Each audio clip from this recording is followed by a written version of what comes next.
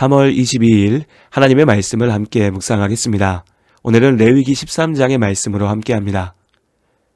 나균, 나종균이라 불리는 세균 감염에 의해 발생하는 만성 감염병인 나병은 최근에는 그 원인균을 발견한 의사의 이름을 따서 한센병이라 부르는 것이 일반적입니다. 오늘날 한센병은 항생제를 통해 어렵지 않게 치료 가능하고 완치되는 질병입니다. 전염력도 매우 약하고 유전되지도 않죠. 조기 치료 시에 후유증도 거의 남지 않습니다. 그저 잘 치료받으면 되는 여러 질병들 중 하나일 뿐입니다. 그러나 불과 100여 년 전까지만 해도 한센병은 불치병으로 취급되어 공포의 대상이었습니다. 전신의 피부에서 피부 발진과 유가종 등의 증상이 나타나고 출혈과 각종 염증을 일으키게 된다고 합니다. 더 큰 문제는 이 병원균이 말초신경에 침범할 경우 얼굴, 손, 발 등에 감각마비를 일으킨다는 것입니다. 통증을 느끼지 못하게 되니 쉽게 다치거나 화상을 입게 되고 악화되어서 심각한 후유증을 남기게 된다는 것이죠. 후유증이 심한 경우 얼굴이나 신체 각 부위의 외형에 심각한 변형이 발생하였습니다. 이로 인해 사람들은 한센병 환자들을 더욱 두려워하였지요. 인간의 슬픈 역사에서 언제라도 확인할 수 있듯이 두려움은 이내 미움과 원망, 차별로 이어집니다. 두려움의 대상이 나보다 약하다면 더욱 그렇지요. 더군다나 접촉을 통해서 전염되고 유전된다고 하는 잘못된 소문까지 뒤섞이면서 한센병 환자들에 대한 차별, 인권 침해는 너무나도 끔찍했습니다. 우리나라만의 문제도 아니었죠. 수천 년 전부터 최근까지도 한센병 환자들에 대한 편견과 차별이 계속되어 왔습니다. 해와 하늘빛이 문둥이는 서러워 보리밭에 달 뜨면 애기 하나 먹고 꽃처럼 붉은 울음을 밤새 울었다. 미당 서정주 시인의 문둥이라는 시입니다. 이 시에 대한 평의 한 구절을 소개합니다. 이 시는 천형의 저주받은 운명을 지닌 문둥이의 모습을 빌어 인간의 본성을 형상화한 작품이다. 시 속의 문둥이는 속된 말로 문둥병이라고 불렸던 한센병 환자를 뜻합니다. 천형, 하늘이 내린 형벌. 역사 속 한센병 환자들의 고통은 그야말로 하늘의 형벌이라 할 만했습니다. 질병 그 자체의 고통도 컸지만 더욱 무서운 것은 사회적 소외와 고립이었지요. 시작은 병균 때문이었으나 결국 사람 때문에 더 큰 고통을 받은 것입니다. 사람의 죄, 우리 모두의 죄가 누구나 걸릴 수 있는 질병을 하늘의 형벌로 바꾸어 놓았습니다. 오늘 레위기 13장의 말씀은 전염성 피부질환에 대한 정결법의 규정들을 전하고 있습니다. 우리가 주로 사용하는 한글 개역개정 성경 본문에서는 계속해서 나병이라는 표현이 등장합니다. 한글 성경만이 아닙니다. 영어 성경들 중에서도 나병을 뜻하는 leprosy로 번역되어 있는 경우가 많습니다. 원어 성경에서 이에 해당하는 단어는 히브리어로 짜라아트입니다. 히브리어 단어를 나병이라고 번역한 것이죠. 그러나 레위기 정결법에서 말하는 짜라아트는 의학 용어인 나병, 곧 한센병과 동의어가 아닙니다. 이 단어는 벽이나 건물 표면에 번지는 악성 곰팡이나 사람의 피부에서 나타나는 전염성을 지닌 피부 질환들을 뜻합니다. 한센병이 짜라아트, 곧 성경에서 나병이라 번역된 질병에 포함될 수는 있지만 짜라아트가 곧 한센병은 아니라는 것입니다. 다시 말해 레위기 13장은 나병에 대한 정결법이 아니라 전염성 피부 질환에 대한 정결 규례입니다. 오늘 성경 본문에서는 반점, 색점, 종기, 옴, 탈모와 습진 등 여러 형태의 증상들에 대해서 묘사하고 있습니다. 다만 성경은 현대의 의학 서적이 아니지요. 특징적인 증상에 대한 성경의 묘사들은 때로 모호하고 추상적이기도 합니다. 그렇기 때문에 본문에서 묘사하고 있는 증상들만을 가지고서 의학적으로 어떤 피부 질환을 말하는 것인지 정확히 알기는 어렵다고 합니다. 그럼에도 분명히 한센병과는 거리가 먼 증상들이 여럿 등장합니다. 굳이 찾아보면 백선이라고 하는 피부 질환의 특징을 많이 보인다고 합니다.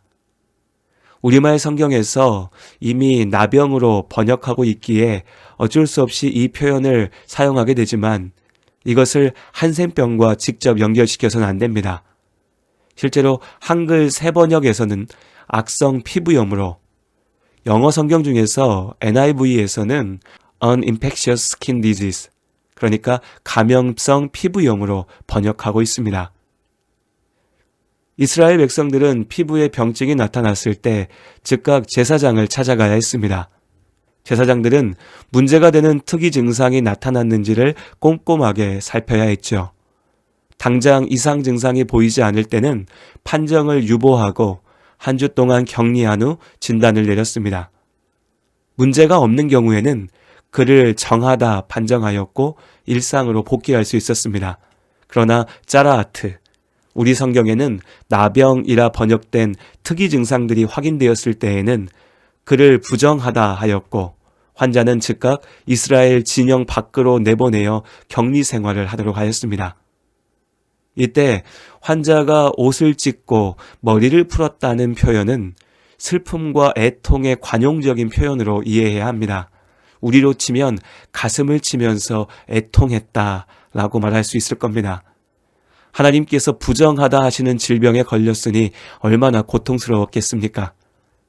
또한 사람들이 오가는 길에서는 부정하다, 부정하다 외치며 접촉을 피해야 했죠. 공동체로부터 분리된 것입니다.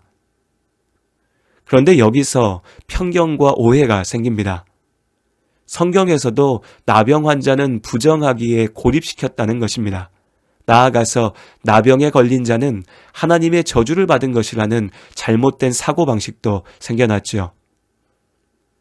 정말 한센병에 걸리면 혹은 악성 피부질환을 앓게 되면 하나님께 저주받은 것일까요? 물론 성경은 하나님께서 질병으로 죄를 벌하시는 경우들을 보여주고 있습니다.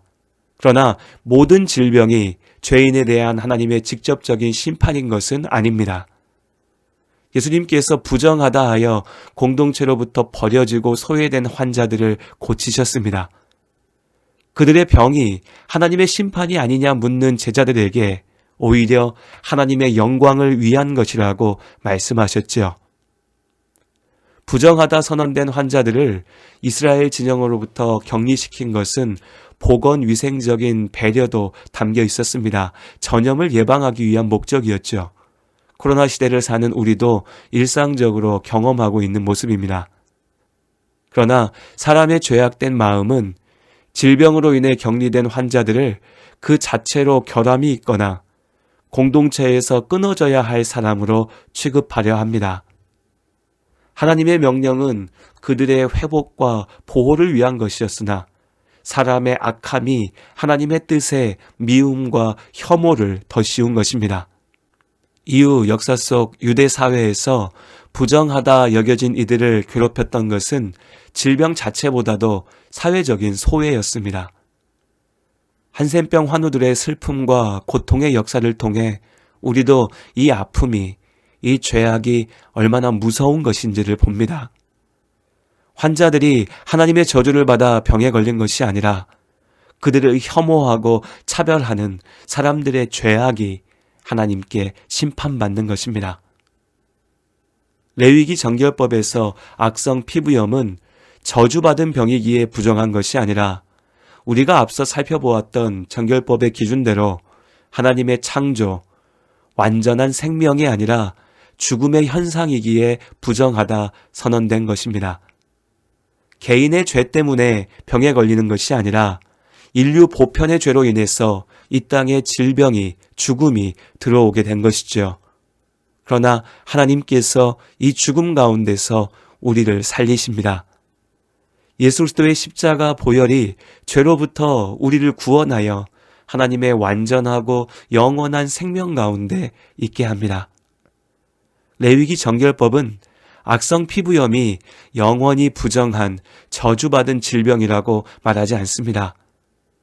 격리와 치료를 통해서 완치된 환자는 하나님께서 정하신 정결례 절차를 거쳐서 언약 공동체의 일원으로 회복될 수 있었습니다. 이에 대해서는 내일 레위기 14장의 말씀을 통해서 자세히 살펴보겠습니다. 오랫동안 많은 사람들은 한센병 환우들의 아픔이 아닌 후유증으로 나타난 외모만 보았습니다. 무지했기 때문에 막연하게 두려워했지요. 두려웠기에 미움과 혐오를 쏟아냈습니다. 사실 정말 추하고 정말 무서운 것은 한센병 환우들의 외양이 아니라 스스로 정상이다 외쳤던 수많은 사람들의 죄악이었습니다. 하나님의 뜻을 왜곡하고 오히려 하나님의 이름으로 죄를 정당화하려 하는 우리의 죄가 심판의 대상이 됩니다. 예수님께서 부정한 자를 정하게 회복시키십니다. 병든 자를 낫게 하시고 죽은 자를 살리십니다. 그 은혜로 우리도 죽어야 할 죄인의 자리에서 하나님의 자녀의 자리로 옮겨졌습니다. 더러운 죄가 아닌 예수님의 사랑을 쫓아 살아야 합니다. 그것이 우리가 받은 은혜에 합당한 답이니까요. 믿음의 선배들을 기억합니다.